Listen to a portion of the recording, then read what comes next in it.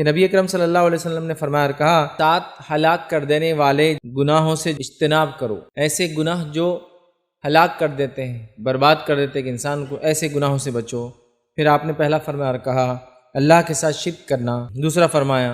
اور سحر جادو کا کرنا، پھر تیسرا فرمایا کسی نفس کو بغیر اس کے حق کے قتل کرنا، مطلب جس قتل کرنا اللہ نے حرام کیا اس کو قتل کرنا، چوتھا فرمایا کہ ربا سود کا کھانا، پانچواں فرمایا کہ یتیم کے مال کو کھانا، چھٹا فرمایا کہ اس دن پیٹ پھیر کر جانا جب مسلمانوں اور کافروں کے بیچ میں جنگ ہو، پیٹ پھیر کے جانا مطلب جنگ کے میدان میں پیٹ پھیر کر بھاگنا، اور ساتواں فرمایا کہ پاک دامن بدکاری سے بے خبر بھولی بھالی مومنہ عورتوں پر بدکاری کا الزام لگانا۔ پاک دامن عورتیں جو بھولی بھالی ہے،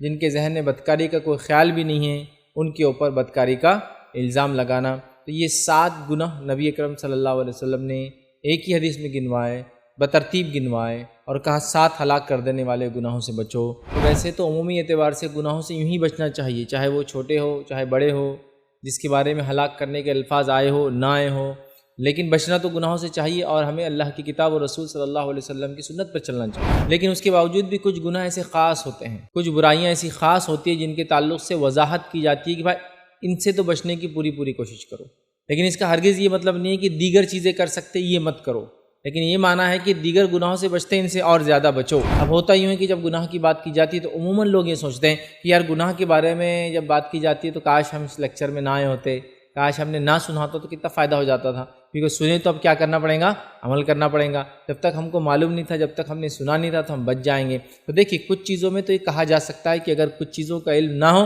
تو انسان بچ سکتا ہے، کچھ چیزوں میں، ہر چیز میں نہیں، لیکن کچھ چیزیں تو ایسی ہیں جو بالکل واضح ہوتی ہیں۔ یہ تو وہ چیزیں ہیں کہ جب آپ نے کسی چیز کو قبول کیا، کسی چیز کو ذمہ داری اٹھا لی تو اس کے بعد کی پوری ذمہ داری آپ پر خود بخود عائد ہو جاتی ہے، لگ جاتی ہے، لاگو ہو جاتی ہے۔ اس کو سمجھنا، ان ذمہ داریوں کو پڑھنا، جاننا اور عمل کرنا میرا اور آپ کا ذمہ ہے۔ تو یہ ایسی چیز نہیں ہے جو گناہ میں آج آپ کے سامنے رکھ رہا ہوں، یہ وہ گناہ یاد رکھیے جن کا معلوم کرنا میرے اور آپ کے لیے واجب اور فرض ہے، یاد رکھیے۔ یہ وہ چیزیں جو اسلام کی نفی کر دیتی، اس میں سے بہت ساری چیزیں یاد رکھیے۔ تو یہ جاننا میرے اور آپ کے لیے ضروری ہے۔ تو یہ ایسا نہیں ہے کہ معلوم ہو گیا تو اب ہماری پکڑ ہوں گی، نہیں معلوم ہو تو ہم بچ جائیں گے، یہ سوچ بہت غلط ہے، یاد رکھیے۔